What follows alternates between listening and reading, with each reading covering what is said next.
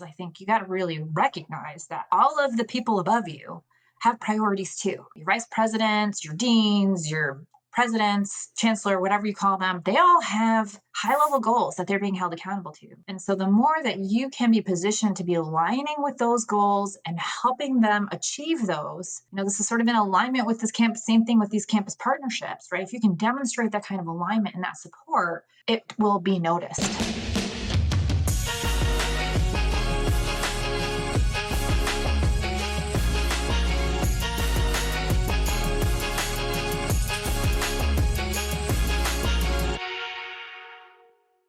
Hey everyone, welcome back to the Career Everywhere podcast. I'm your host, Meredith Metzger, and today I am joined by Rebecca Perret. She's the founder and chief strategy officer of Perret Consulting and a former longtime career services leader in higher ed. Thank you for being here, Rebecca. I'm thrilled to be here. Thanks for having me, Meredith. Yeah, I'm so glad to have you. And I'm excited to talk to you today about how you can pull career services, as you say, up and out. Not only to build collaborative partnerships with other departments and stakeholders across campus, but to also gain advocacy and just build impact. And I think we all know the importance of this, but sometimes it's hard to know where to start, right? Absolutely. Yeah, especially if your plate is already so full. There are so many other things to manage day to day, which I know is the case for a lot of career leaders right now. Absolutely. Yeah. So that's why you're here. I know you have done this successfully yourself during your many years of career services leadership. And now you help other career centers do this too as part of your consulting business. So I am excited to dig into this topic with you today. Before I get into my questions, Rebecca, is there anything else you'd like to add about yourself, your background, or your consulting firm? Yeah, sure. Thanks for asking. I worked in career services leadership roles, as you said, for about 15 years at the University of Wisconsin and at Washington University in St. Louis. And I really do understand the opportunities and challenges that your listeners face, like totally. Uh, there there are so many times that I wished I'd had a strategy coach myself, someone who really understood our unique challenges and stakeholders. And I feel really privileged now to be in a position where I can sit side by side with career services teams to really work to push the boundaries so that they can experience transformation and elevate their work. And I just think we're at such an exciting time in higher education. And I think that we're seeing more and more higher ed leaders see the value in career services, right? They're starting to see it in a new light. And I think we have a real opportunity here, to support these leaders and whatever priorities that they're trying to work through, which may include things like, enhancing their institution's value proposition, better supporting students from underrepresented backgrounds or responding, even to mental health crises, right? So I think this evolution is really exciting, but it's also daunting, right? So, like you were saying, like, how do we take on more? How do we, elevate our work to respond to some of these challenges?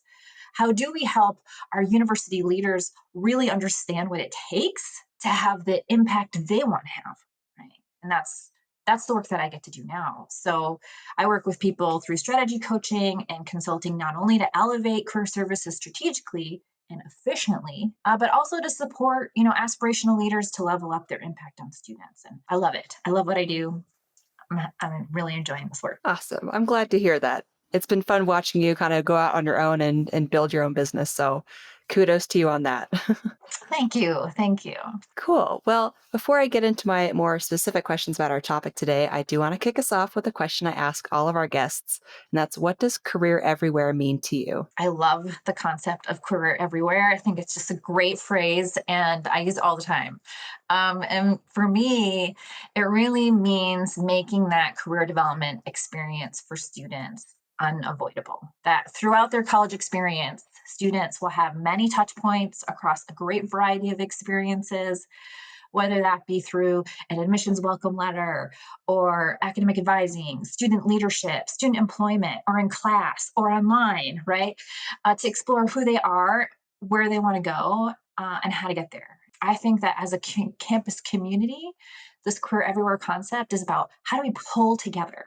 How do we pull together to help spark students' imaginations for what's possible and lead them toward their goals? and that we all have a responsibility in doing that. So it's a great concept, and I think it's a great setup question for our topic today. That's exactly what I was going to say. That's a perfect segue. Yeah, perfect segue to our topic today, which again is how to really like amplify your impact with those effective partnerships across campus. So, to start with some context, in your opinion, why is this such a necessary part of career services leadership? Like, what's at risk if career leaders don't prioritize this? So I thought I'd start by telling a story. So I recently consulted for a medium sized public university and learned through my stakeholder interviews, so it's the beginning of the project, about 90% of the deans on this campus, 90% were working on integrating career into their strategic plans. 10 years ago, that would probably never be the case. So this is amazing. 90% of our deans are working on this, are thinking about it, are strategizing toward it. But career services wasn't involved. Career services hadn't even been consulted. Here you have these really important campus leaders lining up resources and supports to improve students' career readiness. Think about it. Huge number of deans, huge numbers of students we're talking about, money, people, resources on the table. We have, these influential partners focusing on career development. We're missing the tie to that experts on campus who know the work and how to get it done, right? That disconnect is such a problem. And why do we have a disconnect like this? Why wasn't career services consulted here? There are a number of possible reasons, but I can tell you what I hear is that campus partners just didn't think about career services. Just wasn't on their mind. They don't really understand the work, so they don't maybe understand how they would plug into these kinds of priorities. Or it's also possible, and I've seen this working with different clients, that they got the message somewhere along the way that career services really wasn't positioned to help. Yeah, career services under resourced, they're not really open to collaborating. So we're just going to move on and do our own work. And I think when this kind of thing happens, right, we have three big risks. Career services misses out on key resources, right, and potentially financial support to do the innovative work they want to do. Real big missed opportunity.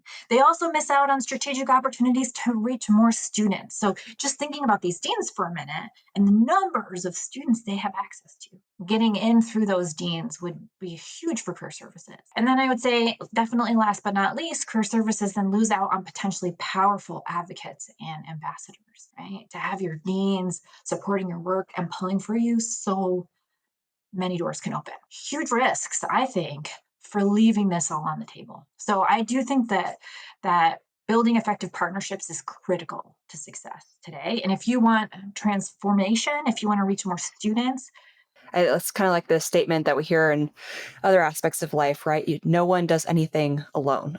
that's right. That's right. And we all, we get tied up in our silos at times. And when we're stuck in these silos, we are busy doing our work and they're busy doing their art, and no one's building bridges in the same way, right? So I think that bridge building creates tremendous opportunity. Yeah. So, kind of on that note, here's the big question. How should career services leaders go about building these bridges and these partnerships? Like, where should they start? So I will say the most simple idea is to help your campus partners accomplish their goals. And I know so many times when I say this, career services leaders are like, say what? What are you talking about? Rebecca, I already have enough going on here. I got enough on my plate. You're telling me now I'm going to go work with partners and help them accomplish their goals? Like how's that going to work? But what I share is, just imagine that you had a campus partner, maybe one of these deans, for example, that makes an appointment with you and sits down with you and has a conversation and says, hey, what are you working on right now? What are your priorities? What are you trying to accomplish? And you share what you're working on. And they're like, oh, gosh, that is really important to me too. Your second priority is like, we are talking about it right now on our leadership team. What do you think if we work together to get it done? You might think, where did this magical human come from? you know, where did this person come from? Like, who could this be, right? And I think now if career services leaders took this approach and brought this energy to campus, we could really start changing the culture and making impactful change for our students. And I think when we think of career everywhere, this is where I think it starts. I think there are a few key steps. One is like really understanding, where do you have existing relationships? Take stock of what relationships you have. Now, I've talked to a lot of career services leaders about this. And I just, in the fall, put out an article called Reintroducing Your Career Services department as your ROI department. Something that's my new title, or at least I just rephrased that a little bit, but it's this concept of career services as your ROI department. In there, I put in a map where I sat down and I just mapped all of the relationships that I've had as a career services leader.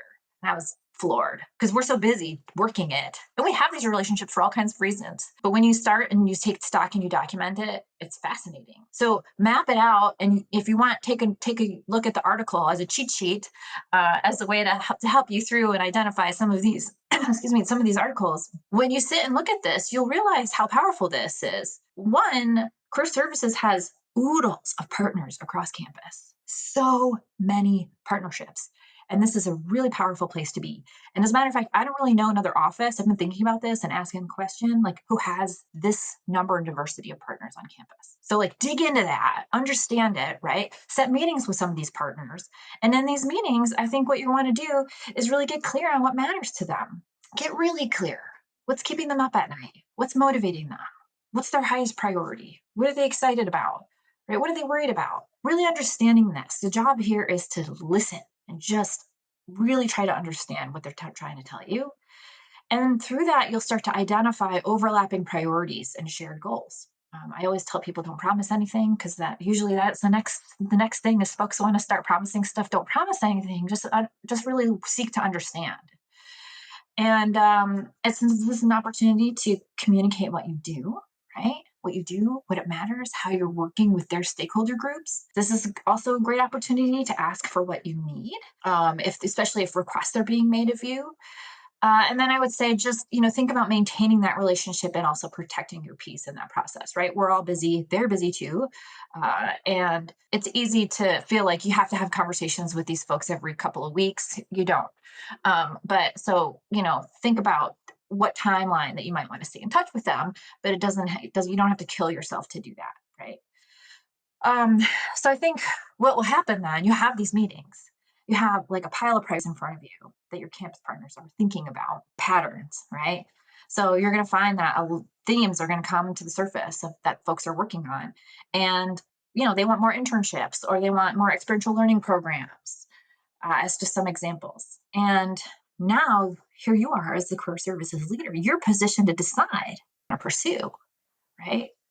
For your partners? Where are some larger long-term projects that you could be working on to make a bigger impact? And then from there, you identify what are the resources that you need to move forward.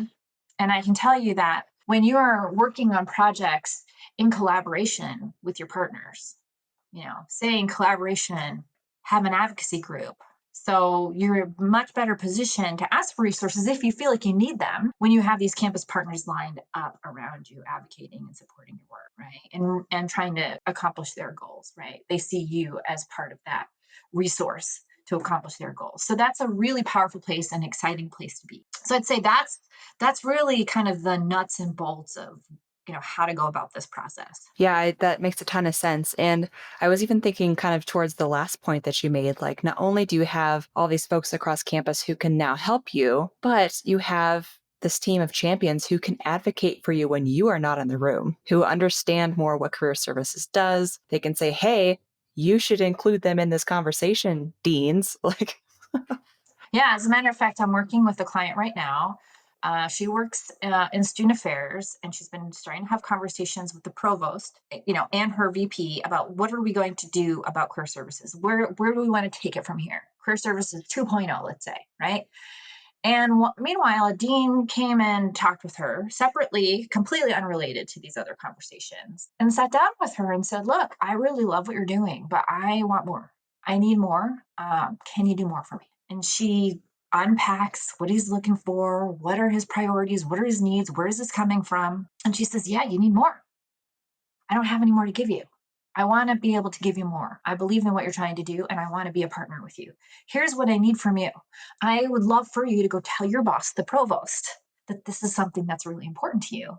Because as you go and have that conversation, right, now the provost is hearing from her direct reports that this is important to the deans, right? And deans can be really powerful players on campuses. Suddenly now, she's building this advocacy pipeline up to the provost where she's having these other conversations, right? And so, the future is what will happen as a result of that, what kind of resources could potentially be invested. But here she is trying to advocate for career services. We need more. We need to do more for our students. And now she's got someone saying, yeah, but what the work is good.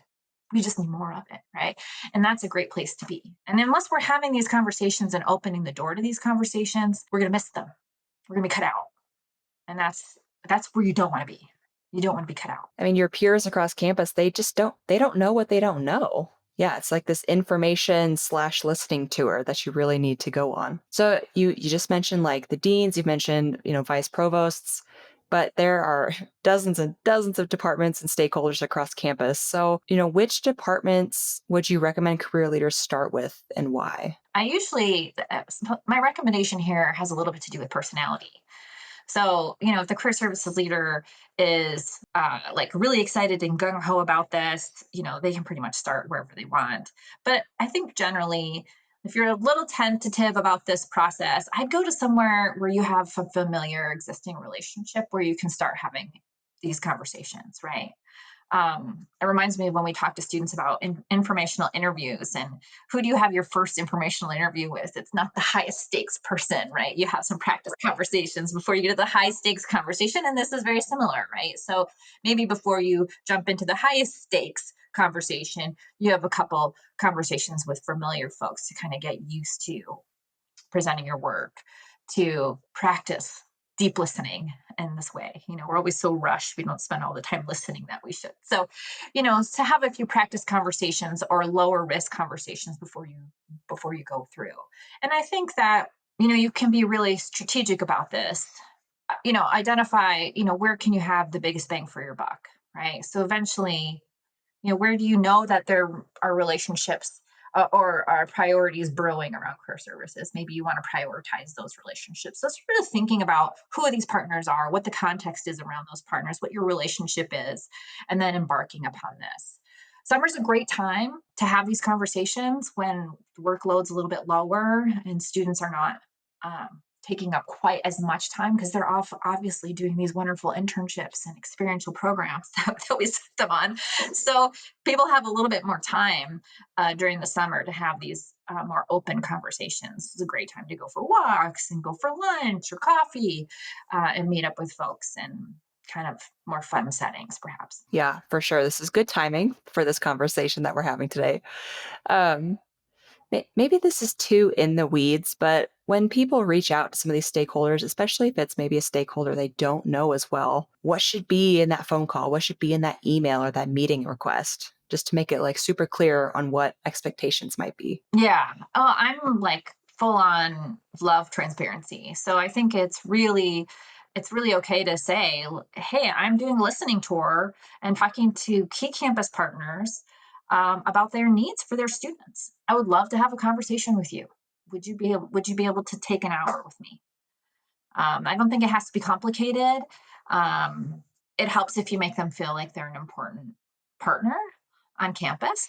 Um, People are always willing to do that. And then, of course, folks are really busy this time of year too. I know sometimes, like if you're trying to reach some populations, like I keep bringing up deans, but some of them are doing fundraising tours and meeting with people all over the world. So you may not, it may not be instant turnaround for some of these meetings. So being patient, giving yourself kind of that flexibility and time to get to all of these partners. Be transparent, be honest about what you're trying to. Gotcha. And one would hope that whoever you're reaching out to, as soon as they hear that we are trying to help students, they'd be like, great, I'm also on board with that. Yes. Let's do it. Yeah, yeah, yeah. Especially our partners in the academic space who feel like their students are theirs. Our students? You want to do something for our students? Right. Oh, yeah, okay. So, yeah, I know. I think people generally are really open to these kinds of conversations. And as I gave in that earlier example, a lot of people are thinking about this work a lot more than 10 years ago. So, if you haven't had an opportunity to do this kind of a listening tour, or if you have, it's just been a while, do it again.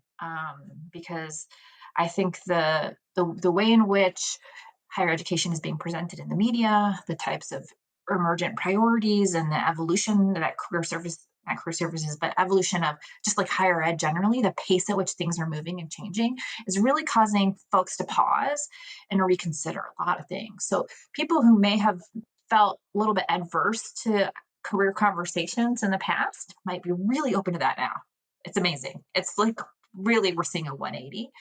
And so I would worry less about that and just more about trying to get in to as many spaces as you can. Yeah, I don't think I've ever been turned down. Yeah, it's just really all about a matter of asking, I think. I think you just need to ask, yeah, and say what Yeah. it is that you're trying to accomplish. And people I think are want a partner, they want to support. Yeah, and I think you're totally right in that the environment right now is perfect for these kinds of conversations. Like I see almost daily articles in the news, I think, about like just the cost or the ROI of higher education. What's the future there?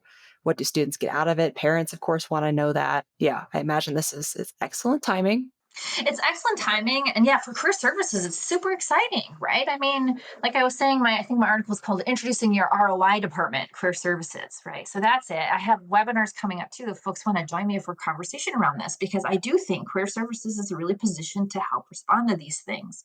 And some people are noticing. Some people might need a little bit of cultivation and understanding around how to see career services in that light. And but I think there's just oodles of opportunity to really make a difference at all different levels of your institution. And I think that's stepping into that space is a little scary, but it's super exciting. There's like a lot going on there. Yeah, for sure. I think the next, I don't even know, like 2, 5, 10 years are going to be just fascinating on the career services front. Yes. I know it's just like a rapid change. It's amazing. Yeah, for sure. So, kind of, on that note, I think we've really established that this is super important. It's a great time to begin these conversations.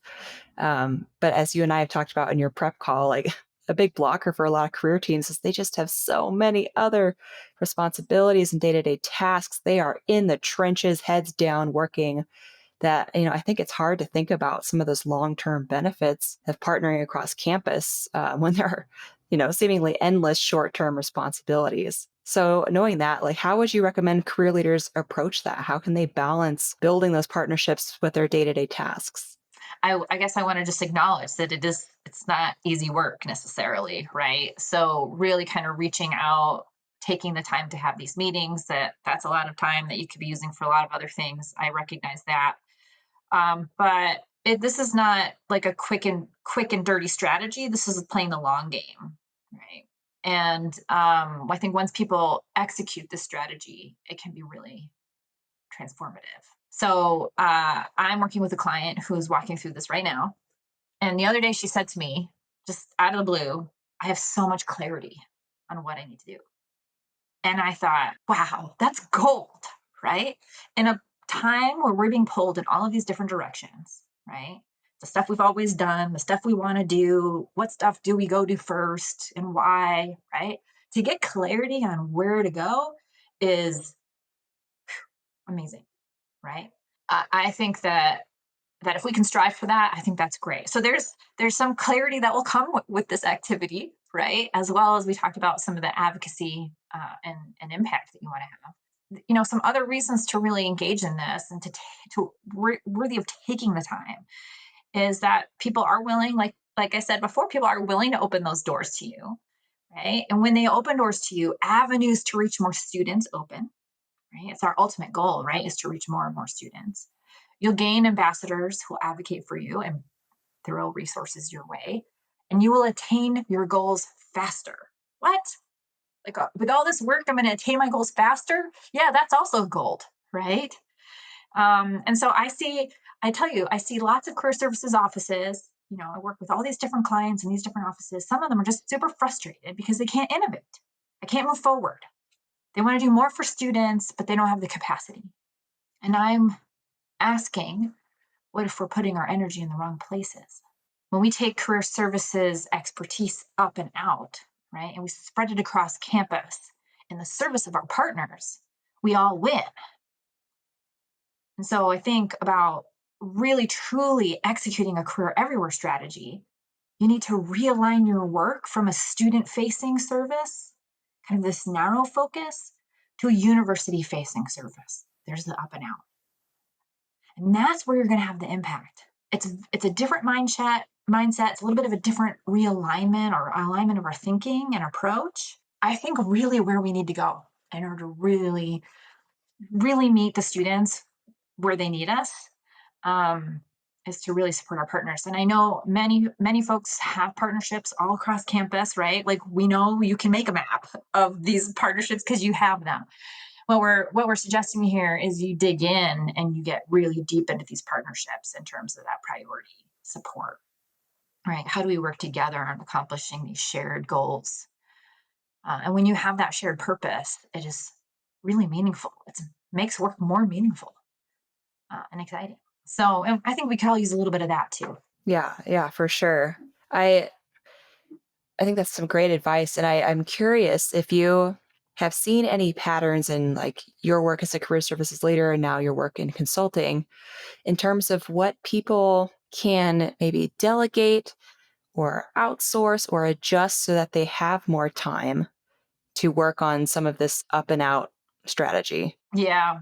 Yeah. I think I feel like every situation is so unique, it's really hard to draw patterns. I can tell you that one of the things that I tend to see with my clients, and I experienced myself as a career services leader, it's not they can't identify the things to delegate, it's the willingness to take the time to delegate and move things down. And I think that when we reframe delegation, delegation has a negative connotation to it, right? Kind of it's like I don't know, I feel like it's pushing down, right?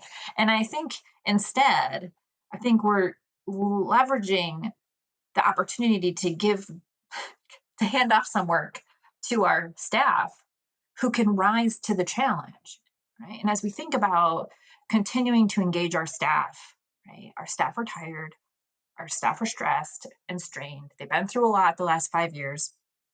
So, how do we support them?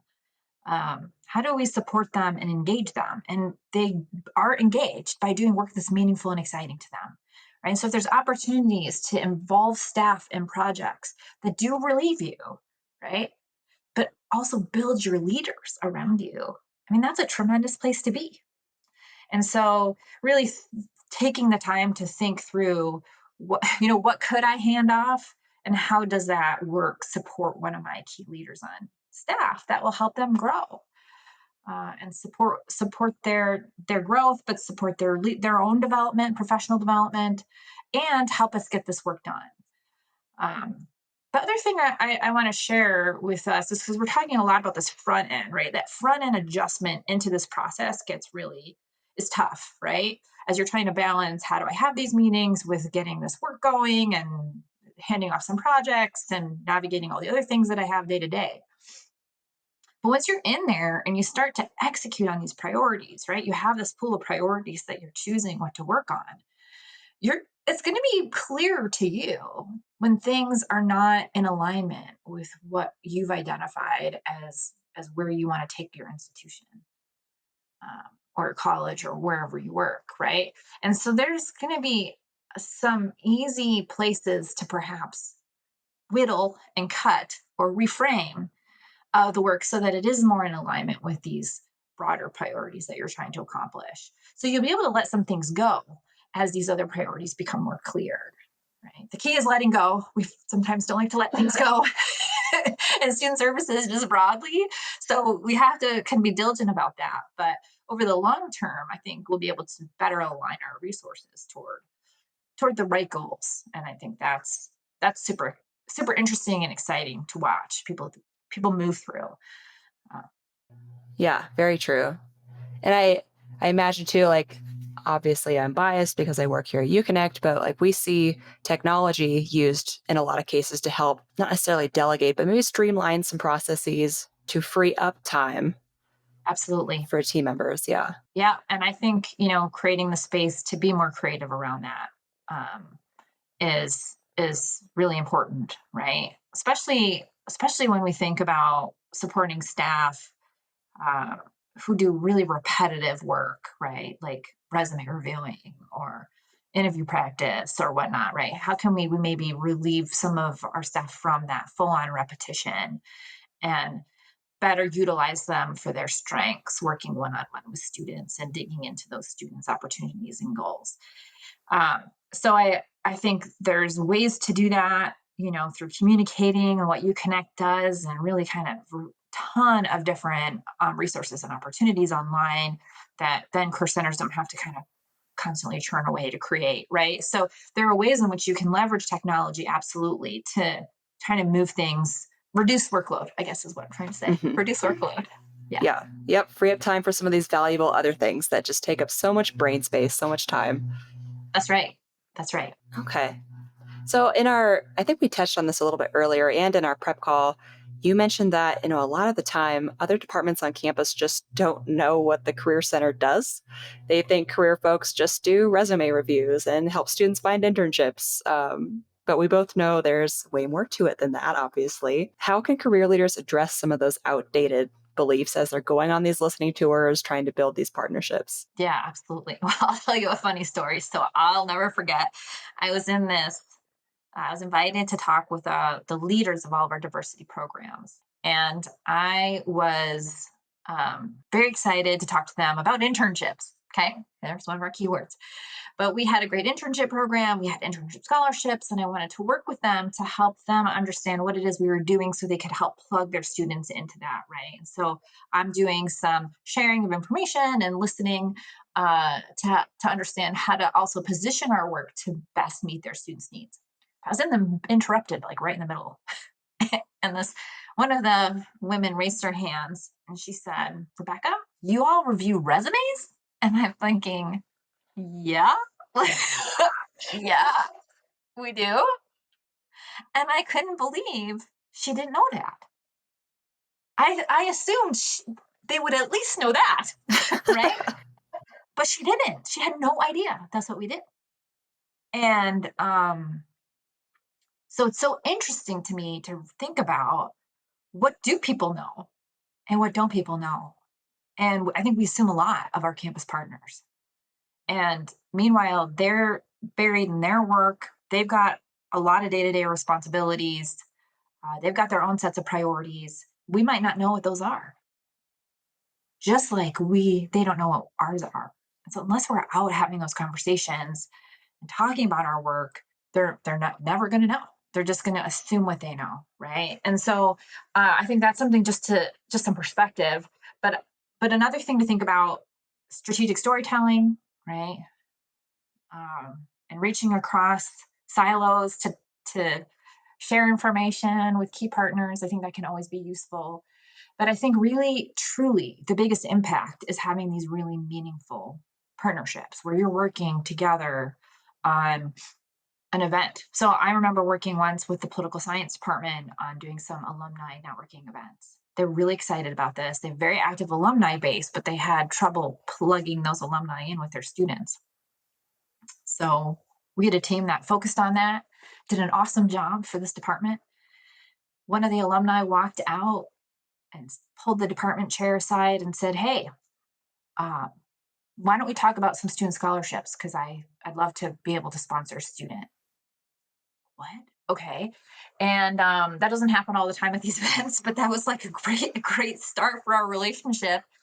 And meanwhile, he saw the way in which we worked with students to get them connected with the alumni, the way in which we supported the alumni, the entire experience that we created. And he was like, "When can we do this again? Can we do this next semester? Can we do it again?" Right? Suddenly, he understood what was happening and he got to talk to his students on their way out and saw what kind of impact it had on them. So when you involve people in working on their goals, even if they're shared goals, the same goals you might have, but helping them achieve their goals in a way that aligns with their mission, they see your work in a new light.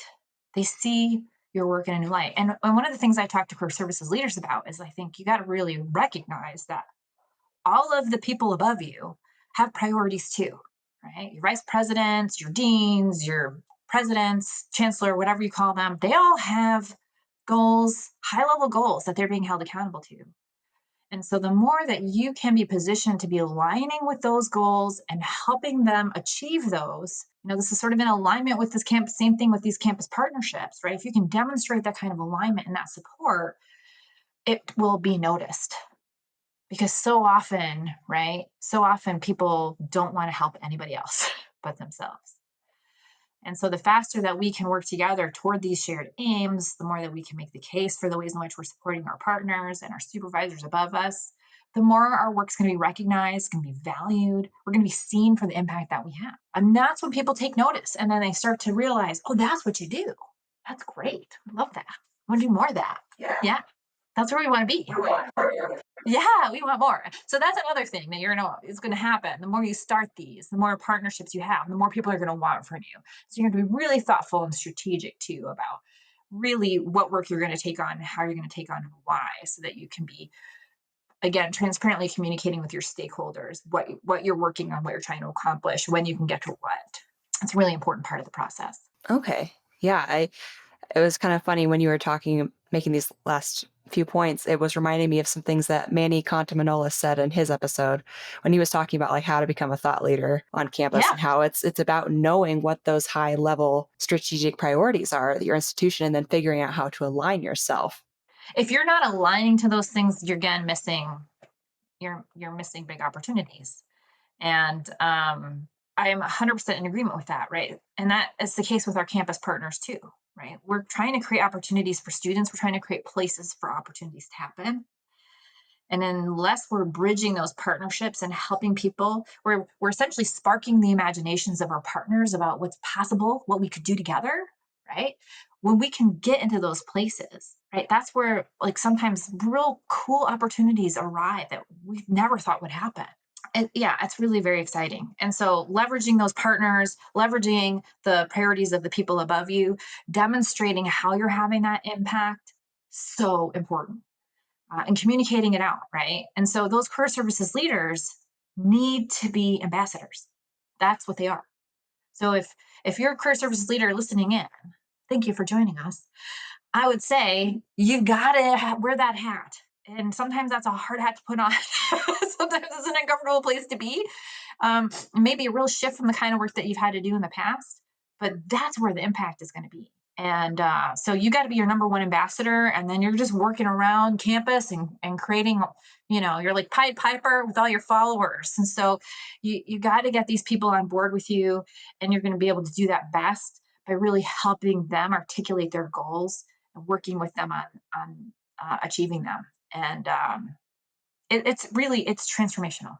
It's transformational. Yeah, this made me think of another question. And, obviously I know that this varies widely depending on the career teams. It's also individual, and that's why you have your consulting business. Are there any patterns or common things that career leaders should keep in mind as they engage in this strategic storytelling? Are there any statistics they should include? Just any common elements that they can think of? So I think what I've seen is, I think I'm going to speak from a place of, really always trying to reach into the academic side of our university, right? Some of us are housed in academic sides, and some of us are housed maybe in the student affairs sides or in other places within the university. And the students aren't in the academic side, no matter how we slice it, right? And so that's an obvious place to build bridges. So I'm going to kind of think about it from that perspective. When we think about our academic departments, you think about what our deans are working on, and everyone at the end of the day is trying to make a difference for our students in whatever way they can. And when you can contribute a story about their students, and it just takes like sending them an email and just say, hey, by the way, we did this feature of your student who did this internship program with us and got our scholarship, and we wanted you to see, like, that's gold, right? So the more that you can plant those seeds and send those seeds out and be strategic about, okay, we're going to do some stories. We need some students. Who did we hit last time? Who should we hit this time? Right. So, really thinking kind of strategically about the relationships that you're building and the showcasing that you want to do. Right. You can leverage that to also get other people on board. So, that's another thing that's really awesome. Right. You can say, hey, engineering department, this is what we did over here with business. Maybe you want to get on board, right? And when they kind of see that stuff, sometimes that's motivating. Um, I think strategic partnerships, or strategic communication, I do think people want more information about outcomes. What are our students doing? Where are they going? What are alumni doing? I was working with one school who was just telling me their alumni association wasn't sharing a lot of information about the alumni. So they didn't want to reach out to the alumni to ask for money. They wanted to reach out to the alumni to find out like what they do for work. And so there's more information that folks want and need. And so really, again, through those conversations, you're able to understand, well, we want to do more with our alumni, but we don't have access to that information. Oh, we're thinking about a technology platform where we can connect with alumni. Would that be something that's beneficial to you? Maybe we could go in on it together, right? Um, or, another conversation about, yeah, we've got a academic program review coming up and we have to document our career outcomes. Where do I get that information? Well, I can help you with that information, right? And so I think that's really, thinking about the kinds of information people need and why. I love telling the story about like happening upon our state relations director one day and having a conversation with her. And turns out she's looking for a bunch of stories on that showcase how the university is contributing to the state's workforce development. Hadn't considered talking to us. Of course, now I hadn't really considered talking to her either. We're sitting there and having this face-to-face conversation, and I'm like, "Do you want me to send you some stories?" She's like, "I love some stories." Now suddenly, the stories about our office are not only going to her; they're going up the channel to the vice president of university relations, and out to every single legislator in the state.